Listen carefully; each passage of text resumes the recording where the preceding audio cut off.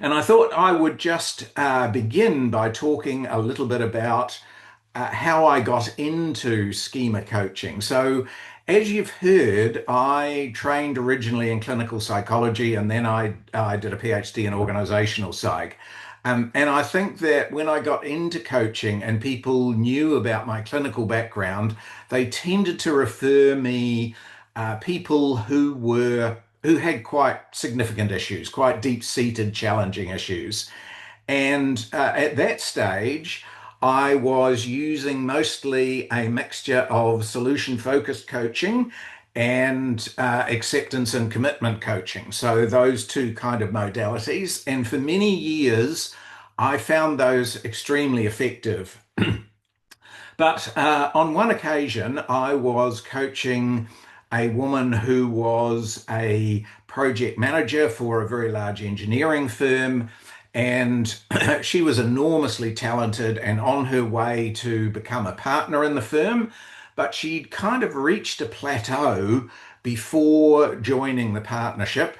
And what had happened was that she had started to create quite a lot of tension, both with her team and with her manager, and then later on with her clients.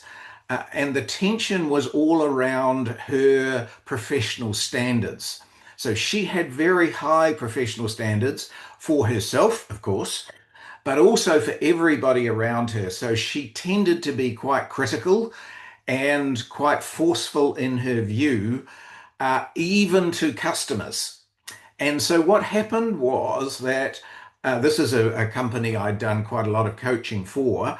I found after a while that the acceptance and commitment approach that I was using just really wasn't enough. And so I really went back to my old clinical days and started to look through a lot of things from those days and the things that had developed subsequently. And I came across the work of Jeffrey Young. So I'm going to talk more about him, but he is an American clinical psychologist who was very broadly trained and who developed this integrated approach. And again, I'll talk a little bit about what I mean by integrated approach. So that's really how I got into this. And then a few years after I started doing this work, I after I started doing it, I found a proper schema therapist to act as a supervisor to tell me if I was doing anything wrong, because of course I wasn't trained in schema therapy. And I went on some schema therapy training courses, and what I did was to really school myself up in the approach. And then sometime after this, I did a presentation for a conference. And about a year after that, I was approached by Jonathan Passmore, who you probably have heard of. He's a very famous writer and author and professor of coaching. He's at Henley Business School. And he had read some of the presentation that I'd done, the PowerPoint I'd done.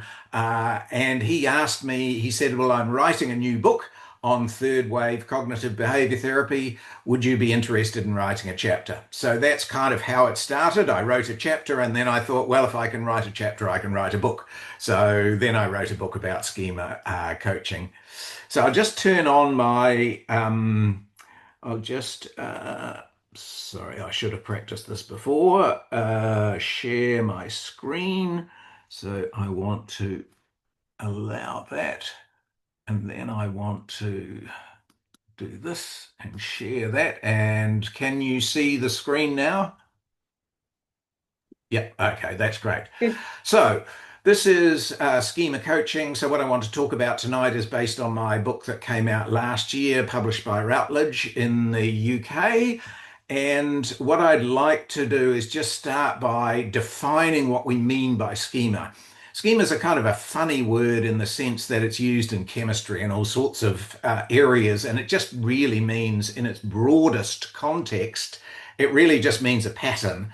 But in the context of schema therapy and schema coaching, it's really an early, organized, and persistent pattern of thinking and feeling and behavior that is formed very early in life and shapes adult life. So that's nothing new, really. There's an awful lot of psychology that places an emphasis on patterns and early patterns.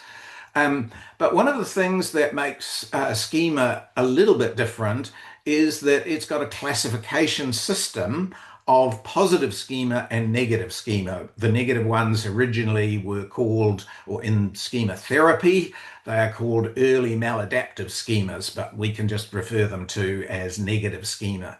So early patterns in life things like stable attachment. So if we grew up in a stable family, if we grew up with stable caregivers, then we tend to have the sense that relationships are reliable and that we can rely on people. If we grow up in a positive environment, we feel a sense of emotional fulfillment and we can have a healthy self-worth. If we grow up in a negative environment, and let's face it, all of us have some positives and some negatives. So nearly all of us can find a few of these negative schemas lurking in the background. So we might have a sense of failure. We might have a sense that nothing is good enough, a sense of unrelenting striving. We might be into self-sacrifice or needing approval. So schema are just these patterns that we work with. And in schema therapy and schema coaching, we have a whole series of ways of finding, examining, and helping people deal with these deep-seated challenges. So this is Jeffrey Young, and as I said, he was a clinical psychologist, and he was originally trained in Gestalt therapy. And he was initially working with people who had anxiety and depression.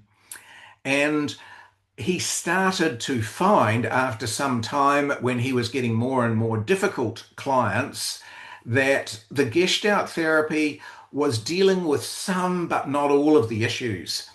And he was very broadly trained, and he came up with this idea that if he could develop a framework in which people could work with their therapist, because we're talking about schema therapy here, that people could work with their therapist and identify their long-standing patterns, then the therapist could say to them, well, we have a whole range of approaches to help you to deal with these long-standing patterns. So obviously, you wouldn't explain it to the client in these terms, but from Jung's point of view, he's got a series of psychodynamic, cognitive behavioral, mindfulness, Gestalt, attachment theory approaches to helping people. So the interesting thing about this is that it's an integrated approach. Once we've agreed with the client that this is their positive and negative patterns, we can then explain to them, okay, so if these are the patterns, here's how we can work on them. And we'll go through in a minute the overall framework. But basically what it enables you to do is to move between these totally different models of clinical psychology, and in a way that is easy to explain to the client and that is seamless. So when you train in schema coaching, you're not training in one particular thing, you're training in a whole series of them, and you're able to move seamlessly between them. So that's what we really call an integrated framework. So we're not just jumping between different modalities, we are working in a way that is easy to explain to clients and is essentially seamless. And what happened with Jeffrey Young was that he started to work with people who had personality disorders. So these were essentially, so borderline personality disorder is a terrible term, and I wish they'd change it. If you want a more sensible term, it probably should be called emotional volatility disorder, because that's a much better description of what it's like. So it's people who struggle with relationships, they get offended very easily, they fall out with their boss and leave work, etc. They have a quite a challenging life, many of them. And what he found was that when he started working with those people, he really needed a whole range of different approaches to help them deal with different elements of it. And we'll talk some more about that. And just by the way, you can easily see I'm not put off. So if you want to ask questions or raise your digital hand or put a question in the chat, then that would be great. And if you could just let me know if there is a question in the chat, because on my screen at the moment I can't see the chat, but that'd be great. Thank you. So let's have a look at some of these patterns and let's have a look at what I did when I originally trained in schema therapy, but then decided I wanted to adapt it for the coaching environment. So just to go back to the totally obvious, the difference between clients in therapy and clients in coaching is basically the level of functioning. So we as coaches, we're fellow travelers with our clients and we deal with people who are high functioning. Therapists deal with people across the spectrum, so many of their people are really struggling with many of the basic elements of life. They're not so psychologically stable, they're not so vocationally stable, they're not able often to stay in relationships. So what I did when I looked at schema therapy, and schema therapy is enormously complicated, it gave me a bit of a headache, to be totally honest. I decided I wanted to create a simplified version of that approach that was entirely relevant to coaching. So, in coaching, because we have relatively high functioning clients, we don't tend to see things like mistrust and abuse. Occasionally we do, but mostly we see things that are much more common and that you and I can relate to. So unrelenting striving is really just a form of perfectionism. Sense of failure is really what could be called imposter syndrome. Needing approval is kind of the people pleaser syndrome. Self-sacrifice is really the idea that other people's needs are more important than mine. Lack of support is really the idea that other people get lots of support and I don't. Pessimism is pretty obvious, and feeling controlled is really where you have this overriding sense that you have to obey the rules, even though the rules are not particularly useful under some circumstances. So what I did in adapting schema therapy for the coaching environment was I tried to take out of the therapy the elements that were directly relevant to coaching and then write about those. So we've got this simplified set of schema. It's not to say we never see the other side of things, but we don't see them very often. But I'm doing some research on it, and if anybody wants to progress in this area, it would be very interesting to have some of their perspective on what sort of schema they tend to see in coaching. But also, schema therapy, because it's largely focused on the negative and it has a kind of a medical model, it's a deficit model.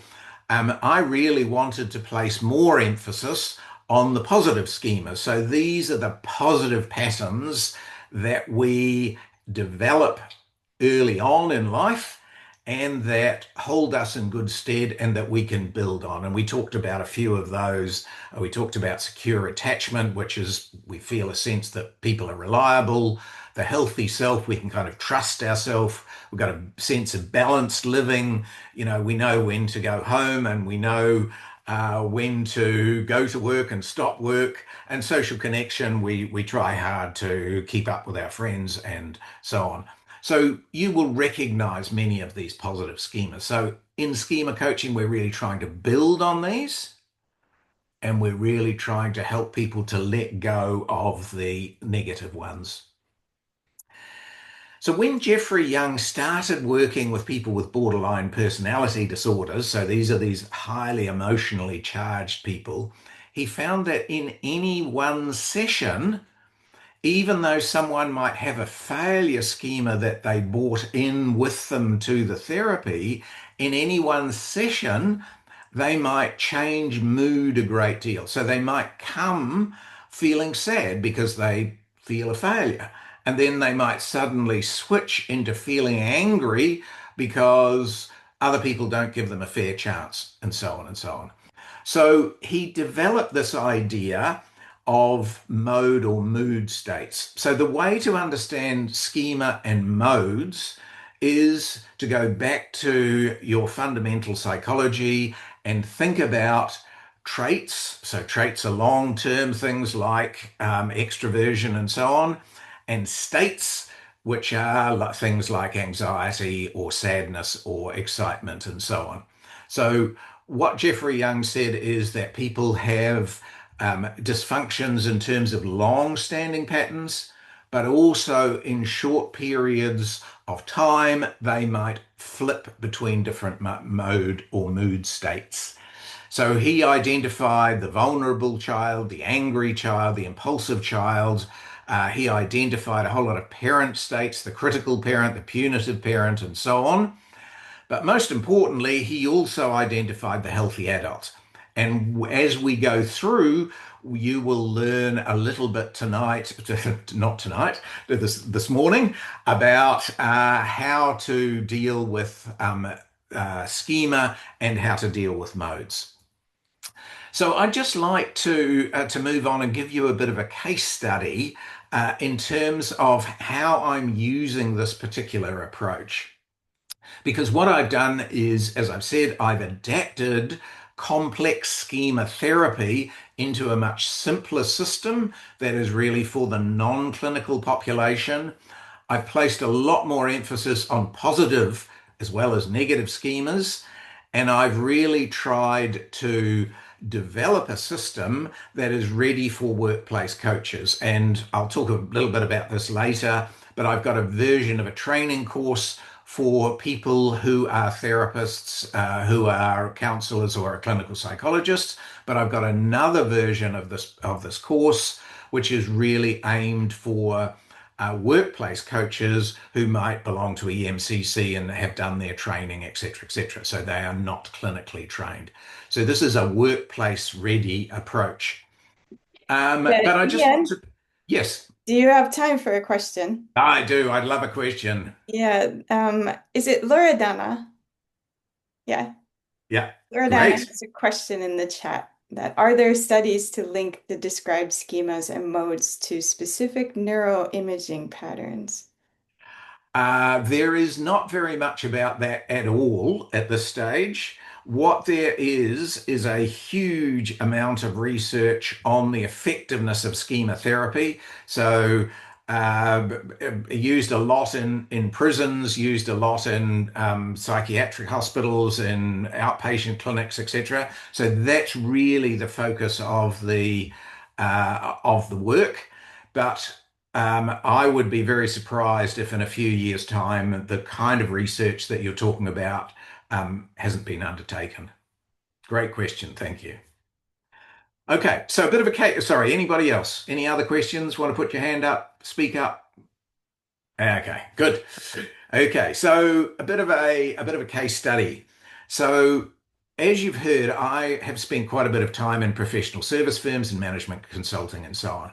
So I understand professional service firms, and I get quite a lot of referrals from lawyers and accountants and architects and so on.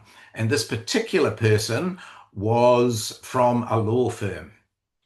So they seem to have a very supportive and good childhood, but they were the youngest of three brothers. And so in cricket and in football and all sorts of other games at home, it was very competitive. And they were the youngest. So they ended up with a kind of a belief that they didn't have a sense of failure, but they did have a sense of they have to keep going, they have to try harder. And that belief as a childhood served them very well at law school. And they did really well at law school. And they got into a very prestigious law firm as a summer clerk. And then they were taken on, and they'd spent about 8 or 9 years in this law firm and done extremely well. However, this tendency to work and to overwork had started to become a real problem. And it came to a head uh, on one Christmas morning when my client found himself on the phone to one of his clients dealing with a legal issue and missing half of the family Christmas day. And as you can imagine, his wife and his children blew a fuse, and he decided, well, maybe he had to do something about this.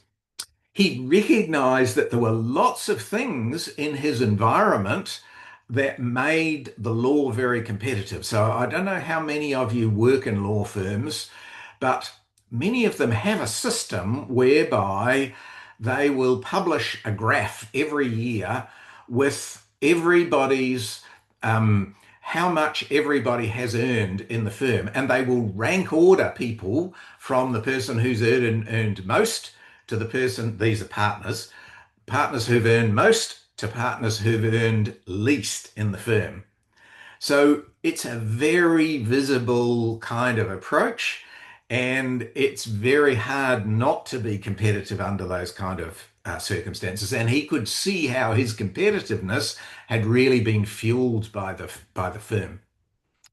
So when we started, we decided we talked about his background, we identified the sense of unrelenting striving, and I offered him a range of different ways in which we could work on this. Again, this integrated approach that I'll talk a little bit more about in a minute. And he decided he was a logical person and he'd like to do a CBT type approach. So we started working on what's called Schema Challenge, and it basically is based on CBT, cognitive behaviour therapy. And it worked quite well.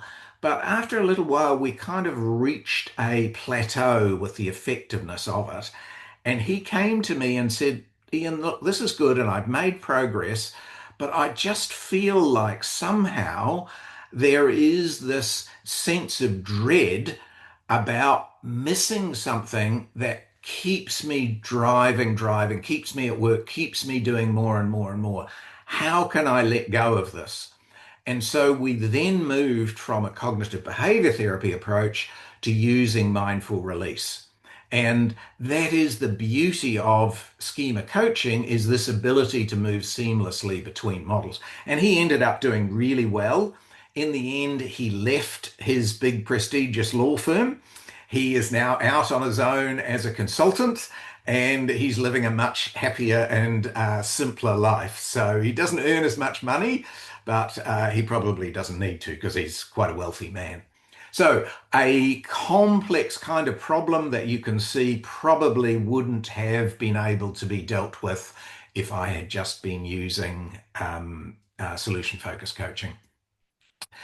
So the other thing that I tried to do when I started developing schema coaching was to develop a conceptual model of it. And if people know Russ Harris's work, The Happiness Trap, and so on, you'll know, or Act Made Simple, you'll know he's got a very clever little hexagon where he uses a hexagon just to outline the various elements that are part of acceptance and commitment therapy. Yeah. And I really liked that idea. I'd been to some of Russ Harris's training courses, and I decided I want to steal that idea. I had 8 elements, so I've developed the schema octagon, which is really a way of showing the elements of schema coaching in one page. And I'd just like to go over a few of those elements. We will have some interactive stuff to do, and we will have some reflective stuff to do. So I'm not going to talk all night. You'll be very pleased to know. But at the heart of both schema therapy and schema coaching is this idea of limited reparenting. So we as schema coaches don't see ourselves as in the business of just helping people reduce their tensions or their challenges. We see ourselves as trying to help them to repair some of the damage, some of the things that they didn't get in childhood.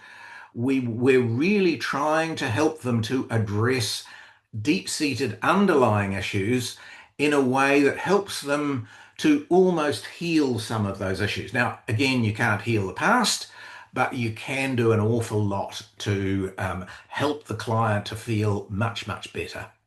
So that's the idea of limited reparenting, and it's kind of at the heart of a lot of what we do. So the 8 elements of schema coaching are case conceptualization, which is really taking a history from the client and understanding the source of these deep-seated problems. Schema psychoeducation, which is really just telling them about schema and modes and how we work and the integrated approach and limited reparenting and so on. Mindful release, which uses some mindfulness techniques, and you'll be pleased to know we're going to use a few of those tonight. Oh, sorry, this morning. You're going to have the opportunity to just in private, in your own head, do a little bit of therapy with yourself. Schema challenge draws directly on cognitive behavior therapy. Dialogue techniques draw mostly on Gestalt techniques. Imagery rescripting draw on techniques from psychodynamic therapy. Emotional exposure draws work from behavior therapy, flooding, and that kind of work. And relapse prevention really looks at and draws upon work from motivational interviewing.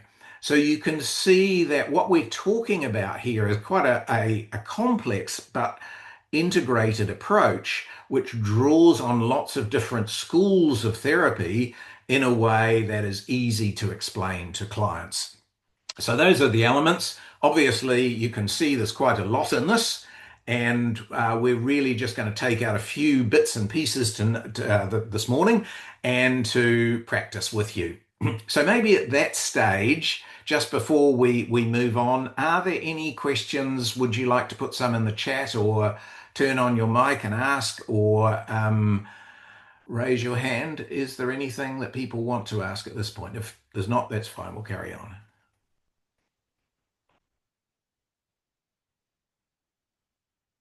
Okay. Okay.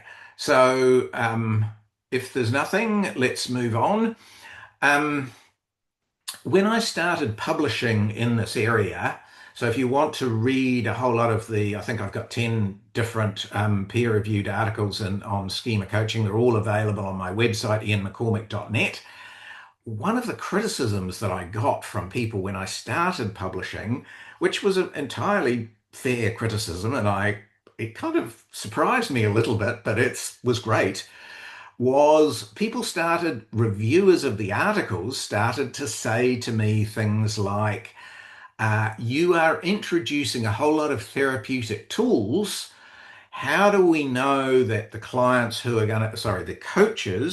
who are going to pick up and use these tools are actually properly trained? They know the limits of what they're doing. They are ethically staying within the ethically and adherent.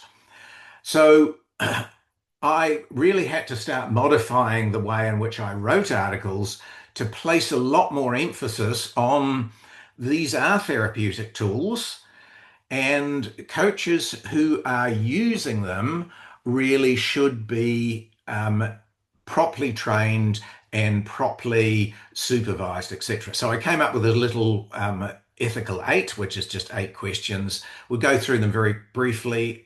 If you want to be a schema coach, then you need to obviously have formal coach training. You need to have personal experience of coaching. You need to be trained in either schema therapy or schema coaching, and you need to undertake some schema work yourself. And I certainly have, and I found it hugely beneficial. I've learned lots and lots about myself from this approach. I've got a really great schema therapist that I work with. You really need to understand professional and ethical standards. Because we are coaches, you need to have some process for screening for high functioning clients and know who to refer on if you need to. You need ongoing supervision and you need some kind of reflective professional development. So it was a really interesting process. I think I was probably a bit naive because I trained originally in clinical psychology and you learn all of the stuff and I really hadn't applied it. So it was very helpful criticism. Slightly painful at the time, I must confess, but as with many of these things, that's a great place to learn. So now you've heard enough of me going on and on. This is time for you to have a bit of a think. And what I've got here is a simplified version of a self-assessment. So this assessment just relates to negative or what is sometimes called early maladaptive schemas. So what I'd like you to do is just to read through this and just to note down which ones of these you can relate to. So if you don't relate to any, that's fine. You're probably much more normal and well balanced than I am. I've certainly got a number of these. Most people can relate to a few of these. We're not in none of us are kind of at the stage where we can't cope, obviously, but we can identify some of these. And these are the major schemas we tend to find in when we're coaching clients. So this is a subset of the much bigger list of schema that you see in therapy. So I'll just go through them briefly and you can have a think and identify a few that seem most relevant to you. So unrelenting striving. Do you too often feel like you must keep working too hard? Sense of failure. Do you too often feel like you've failed or will do so or about to? Needing approval, do you often look for approval and praise from others, even though you probably don't actually need it? Self sacrifice, do you tend to put other people's needs before your own? And does it get to be a problem? Lack of support, do you feel like you don't get the help or support from others around you, or you haven't had it in the past compared to other people? Do you, excuse me, excessive involvement? Do you feel very impacted or kind of slightly controlled by other people in your life? Do you recognize that you're pessimistic? Do you recognize that you find it hard to relax and to do things without planning? Lack of spontaneity? And do you feel like other people have too much control over you? So those are the 9 things we tend to find in coaching. If you just spend 5 minutes having a read, have a think, and just note down 2 or 3 that you can identify with, then we can use those as we move on in this presentation, and we can help you to address them in one way or another. So I'll just give you a few minutes to have a bit of a think.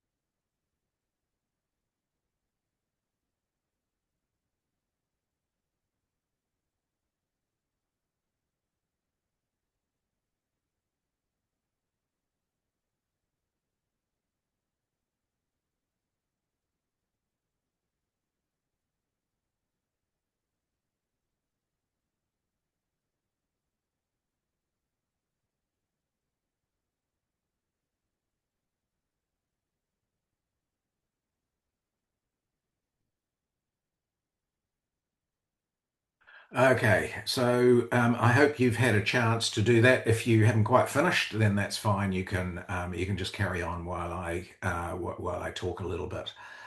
So there's a couple of things about this that I just want to explain, and these are one of the very important things that makes schema coaching different from schema therapy.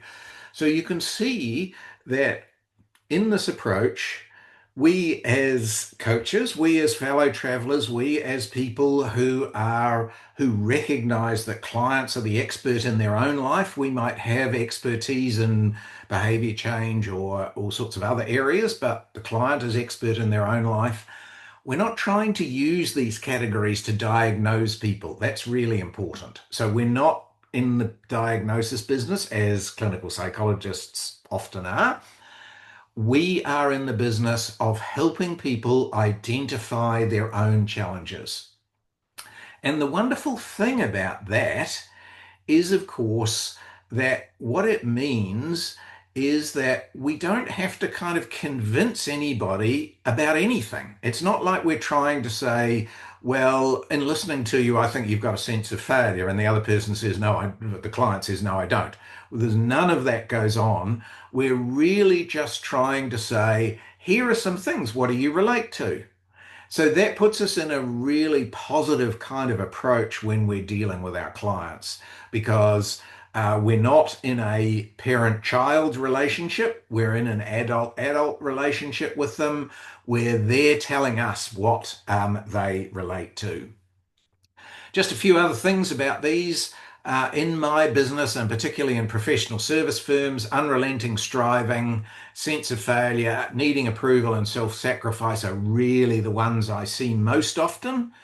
Um, so, so just a few comments about some of them. Self sacrifice, a lot of the people who I work who are from the medical area, nurses, doctors, etc. Many of those people have quite a strong self-sacrifice. Um, Pessimism, a lot of the engineers I see have quite a strong sense of that, and they do because engineers tend to be problem solvers. They're undertaking root cause analysis, and everything kind of becomes a problem. And so that's how they see their work in their life is a problem. So the various professions, the various groups in the workplace tend to have different frequencies of these, and I'm doing a little bit of research in that area just to find out a bit more. And if anybody is interested in working with me, I'd be delighted. So I hope now everybody has got an idea or two about one of their own negative schemas. And we're only going to deal with negative schemas in this. There's obviously a lot more we can do at this stage. We're not going to assess, but I've got a schema inventory for positive schemas. And if you'd like copies of either of the inventory, please just send me an email. And obviously the slides you're most welcome to as well. So once the client has agreed on, okay, this is how I see my problem, and we often work with the client so that they don't have to use the kind of formal name of unrelenting striving. They might develop their own name. So they might call this tendency of theirs Mr. Busy Busy or Mr. Worry Worry or Mrs. I'll fall over soon or something or other. So we encourage the clients to give their schema their own name. And often when they give their schema a name, what they find is they get a little bit of sense, they get a little bit of distance from it. Okay, so this is me and I'm at work and I can hear my Mr. Hurry Hurry going in the background. Okay, so now I've got a slight sense of distance between me and this other force that's operating in my life. So when we have identified the problem, the challenge, the presenting issue with the client, and we've got a name, that's really most of what we undertake in terms of that first step, which is case conceptualization. So we're really just trying to understand the client, what their problem is, And if we need to, and it can be really useful, we can ask them about the origin of this problem. So, for example, I'm a bit of a people pleaser. And one of the reasons why I'm a bit of a people pleaser is because I don't like conflict. And I grew up in a perfectly normal, ordinary, middle class family in the middle of New Zealand. And my father was a scientist, my mother ran shops, and I was the youngest. But my father and my eldest brother and my father and mother would disagree about almost everything. And I'm sure it was nothing abnormal. I'm sure it was just a rowdy, noisy, aggressive teenager kind of flexing his muscles. But anyway, I had quite a period when I was growing up of this living in this conflict between the three of them. And I was always frightened of it, irrationally, probably stupidly frightened, but that's how I felt. And so I've got this kind of fear of conflict. So I tend to want to please people to reduce the conflict. And so, of course, that works well in some circumstances, and it's got a bit of a positive side to it. I tend to get on well with people, and I've had quite a successful career as a coach. That's because I like people and I get on with them. But of course, it has problems as well because sometimes, as you all know, you can't please all of the people all of the time. And so I get into these kind of conflicts where someone says, well, can you do this? And my immediate reaction is yes, but maybe I don't really have the time or I feel very pressured about it, but I find it hard to say no. And so that's one of the issues that I've been dealing with in my own schema therapy. So, step one is usually case conceptualization. What is the presenting issue and where did it come from? And then psychoeducation, as I said before, is really the idea that we teach the client a little bit about schema. And we don't need to use technical terms. With a lot of my clients, I talk about um, life traps and lifelines. So life traps are obviously the negative schema and lifelines are the positive schema. You know, you don't have to use jargon, you can use everyday kind of words. And once you've done that, then there's a whole range of techniques. And probably this isn't a very good slide because it goes one, two, three, and four, and that looks like you do these in that order, but actually that's not the case. We generally start by understanding the client and teaching them a bit about the approach. But then we can use lots of things. And tonight we're going to look at mindful release and we're going to think about and give you the experience of working to try and reduce some schema-driven discomfort. Probably not pain, but at least discomfort. But there are lots of other techniques in this. As you know, I talked about CBT being part of Schema Challenge and so on, which you can read about in some of the articles on my website, or you can read about them in the book. So we now have an interactive piece. Sorry, it's not interactive. We now have a experiential piece. So this is an opportunity for you and I to work together and to try some things out. You don't need to discuss this with anybody. You can just do this privately in your own head. If you want to discuss it afterwards, or you want to ask questions or whatever, then that's perfectly fine. But what I'd like to do now for maybe 20 minutes or so is just to go through this mindful release exercise.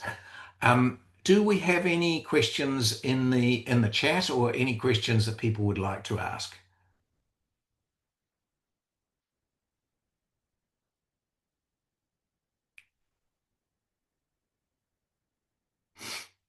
Okay.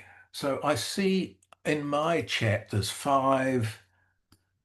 Uh, okay, yeah, there's five comments, but they're not questions. Okay, no, that's fine. I can see that. Okay, no, that's good. Okay.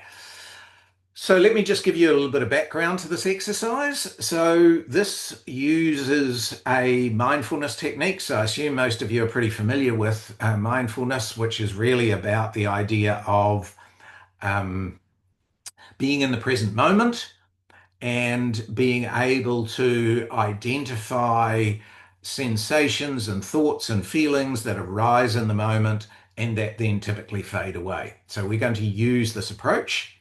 Just before we get into it, just to say, mindfulness is not for everybody. And over the last few years, there's been an increasing amount of research on the idea that for some people, some mindfulness experiences aren't very helpful. So, for example, some people who are quite anxious find that um, settling down, being quiet, they become more aware of their heart beating. And when they become more aware of their heart beating, they feel anxious. So, if in any of this experience you don't like it, just stop doing it. If you need to turn off the sound and me blurbling on, then feel free to do that. Most people can go through this and enjoy it, but it's not for everybody, and so you've got a perfect right to just zone out if you want. Look at your phone or whatever you want to do. Um, so we're going to do this exercise. I just go through it, and then we can do it as an experiential approach. So we're just going to start with a little bit of meditation, just focusing on the breath. And then I'm going to ask you to bring to mind something that is just a bit uncomfortable that relates to one of the schema that you identified a little while ago. So if you identified something like feeling controlled, maybe you work with a difficult boss, or maybe you've got a very colleague at work who's very bossy. You might like to just think about a situation that relates to that, and then we will just soften and release that feeling, and you can just watch it go.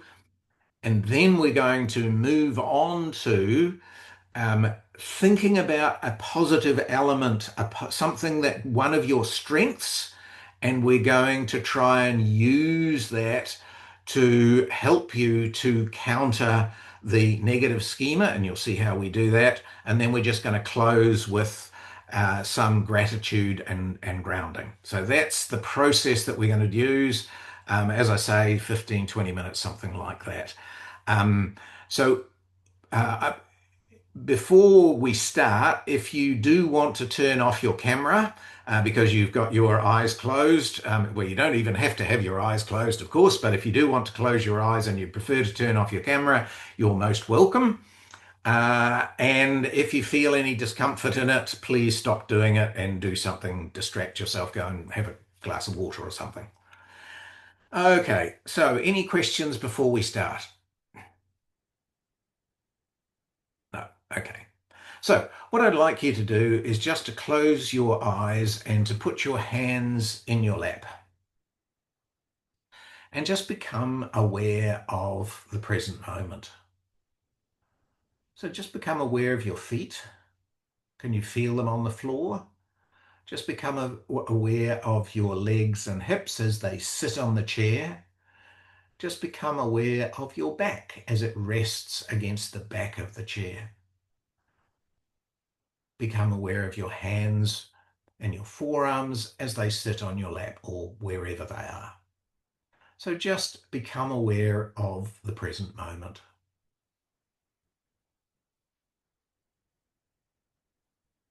And just understand how your attention shifts and changes.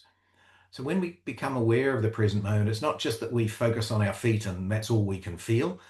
We tend to feel our feet, and then we tend to be aware of something, and then probably we get some thoughts. What are we going to do today? Or how long is this going to last? Or I don't understand this issue, or whatever it is that we think. And we just want to be aware of those thoughts, aware of those feelings, whatever it is that comes to mind in the present moment. And we just want to be curious about it. So we need to just look at it carefully, but then we just want to let it go. So imagining that our sense of the feelings that we have, the thoughts that we have, and the emotions that we experience during this time are a little bit like cars on a motorway. So they come into view, they get closer, they come to being close to us, and then they fade away. So we're just going to get used to this idea that in mindfulness, things start off small, they build up, and then they fade away. And we're just going to focus on our breath because that's a very useful activity to do in mindfulness. So we're just going to breathe gently and easily and just notice the feeling of the air passing into our nose and moving into the back of the throat, moving into our lungs, and feeling the sensations as our chest moves in and out and our diaphragm and belly move. So just noticing those sensations in the body. And as we notice those sensations, we might get distracted. We might have another thought about something else. We might become aware of an irritation or an itch or something, anything. So when we become aware of that distraction, we're just going to gently come back to the breathing. We're just going to gently come back to feeling what is in the present moment, what's happening to our breath, whether we're breathing in or out. And the breath is a wonderful thing if we think about it, because we don't have to do anything to breathe. We can control it if we want to, obviously, but we don't have to. So breathing is something that goes on in the background and allows us to notice all of the different phases of air coming in, air in the lungs, air going out past our nose and so on.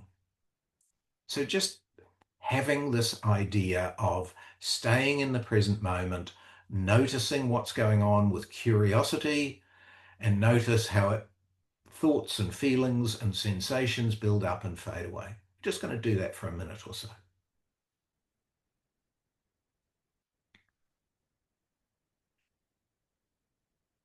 Never trying to punish ourselves for being distracted, never trying to evaluate whether we're doing good or bad and giving ourselves a grade, none of that. Just noticing what's going on, just being aware.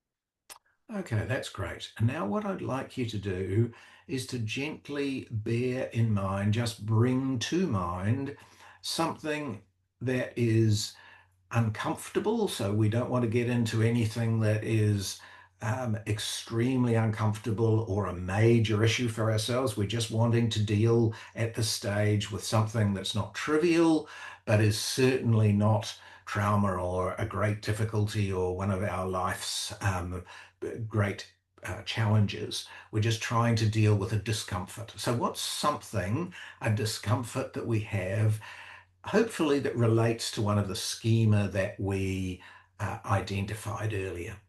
So we might identify, for example, that we might have identified with unrelenting striving. So we might be thinking about ourselves at the end of the day, feeling a bit uncomfortable about, let's have a six, I probably should be going home, or I should stop writing, or I should stop doing whatever I'm doing and go and relax. But wouldn't it be nice to just do something a bit more, or just read it, proofread this again just to make sure, or whatever it is. So we're just trying to bring to mind a discomfort, something minor that happens to us. And just as before, we saw with our analogy of the car on the motorway, we're trying to think of something. We're trying to watch the sensations, so the thoughts and the feelings and the bodily sensations as they rise up. But typically, if we just observe these things, and we don't fuel them or we don't try and punish ourselves out of them, they'll just fade away and we'll become aware of something else. So just carefully notice how this discomfort, this irritation, this frustration builds up, and then we can let it go. And I just want you to practice, see if you can think about the schema that you identified, the negative schema that you identified, and to think about how two or three different incidents of how that schema causes discomfort, just observing them and letting them go. Observing them and letting them go. So again, we'll just do that for a minute or two.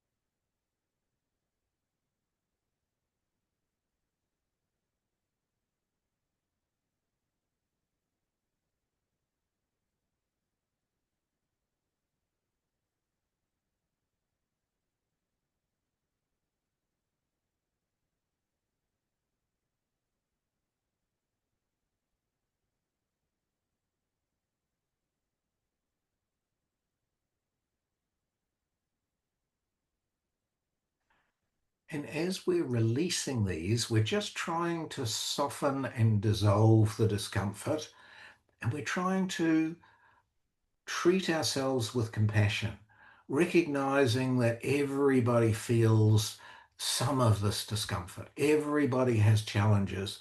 This is what makes us human. It's not that we're abnormal or that we're not coping or that we're somehow or rather um, abnormal. This is just what life's like. And the more that we can release these things and have a sense of kindness and caring towards ourselves, the better we'll be.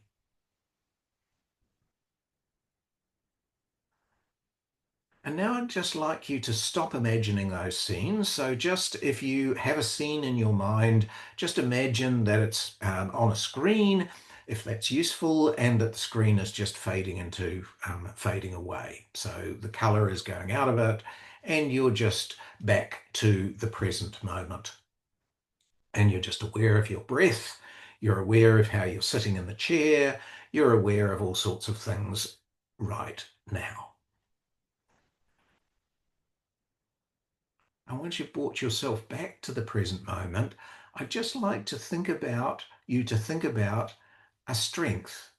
So we've got lots and lots of strengths, but for most of us, we have the ability to be concerned and be rational and be compassionate towards ourselves. So what I'd like you to do is just to think about scenes in which you have dealt with difficulties. So just think about times when you have overcome challenges, when you've been resilient, when you've been able to connect and make a good relationship, when you've been able to be emotionally fulfilled, when you've been able to be empathetic. And I'd just like you to imagine two or three scenes like that now, and to see yourself being able to use that strength to minimize the challenge that you undertook. So just see if you can think of a strength. How can you use the strength to help you to let go of this challenge?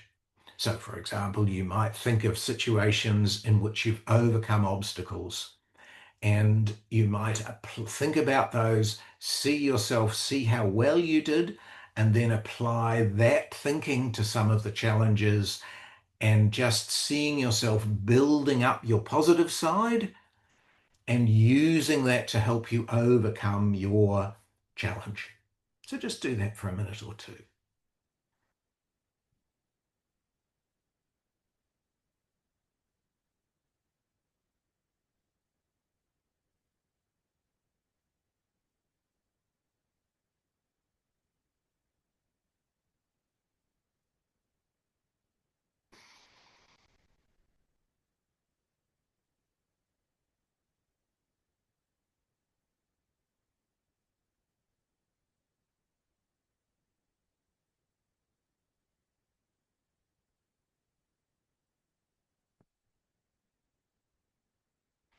And finally, just let all those scenes go and come back to the present moment, come back to your breathing, come back to the sensations in your body, because we're just going to close this little exercise with a sense of gratitude and grounding.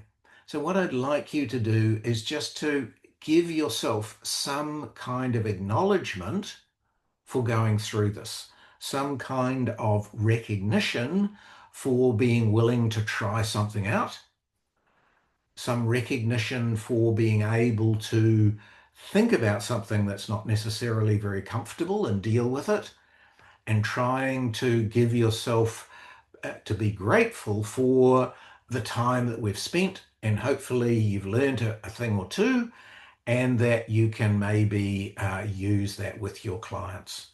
So we're just going to close with a minute of gratitude and grounding.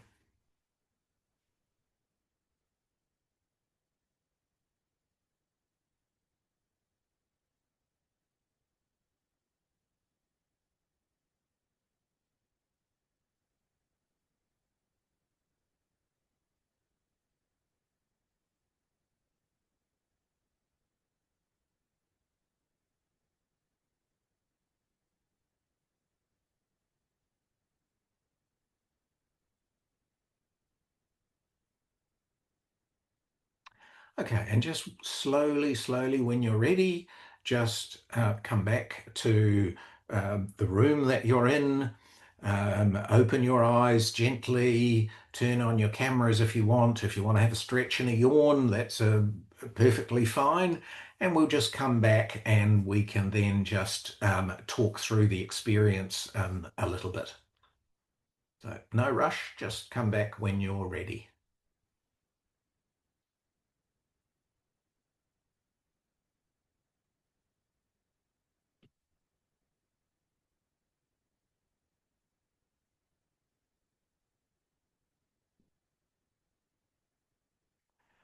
Okay, so I can see that most people are coming back. So just a few comments about this.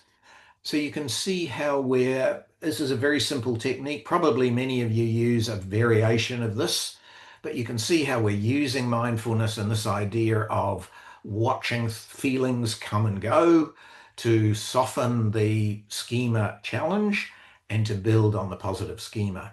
And one of the things that I like to do with my clients is when we start this exercise, because obviously we don't do it in the abstract, so I don't really know, of course, what negative schema you chose or what positive schema you decided to build upon. But very often when I'm working with a client, I obviously understand all of that. And I very often say to the client, would you like to turn on the voice memo system, the recording system on your phone, and record this mindful release experience that we're going to share together? And the great thing about that is that the person takes home with them then a record of exactly what we've done. If they want to listen to it on a regular basis, they can, because obviously that's a very effective kind of thing. So it's a way of helping people to understand the challenges in their life, to let them go, to build on the positive things, and so on. So see that. Um, yeah.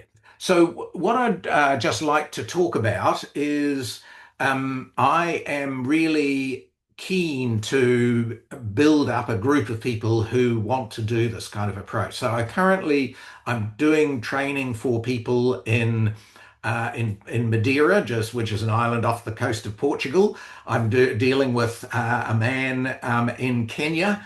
And I've got people in the UK, and I've got someone in Germany, and I've got all sorts of people around the world that I'm dealing with this.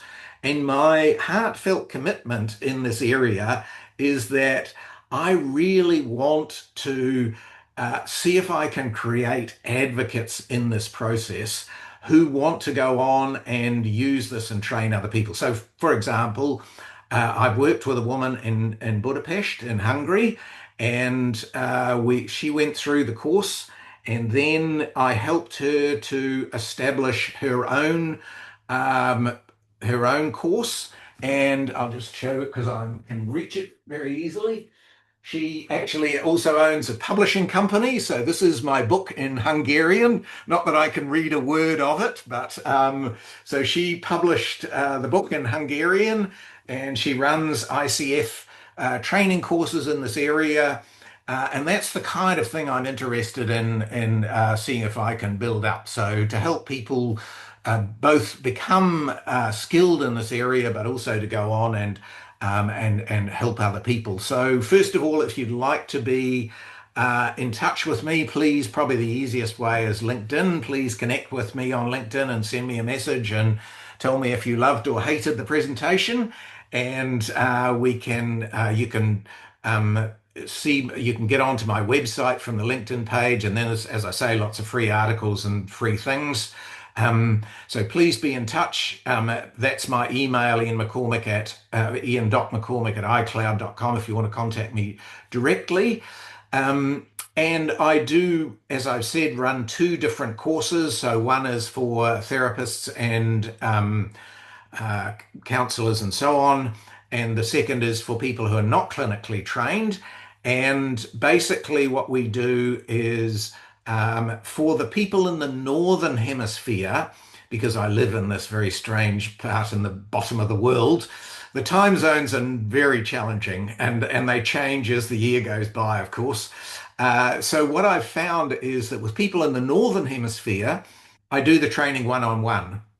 And what that really means is that we can tailor the training to exactly your needs. So, for example, I've got a wonderful guy in the UK, and he has been through the schema coaching training course, and he is now doing a PhD on schema coaching and neurodiversity.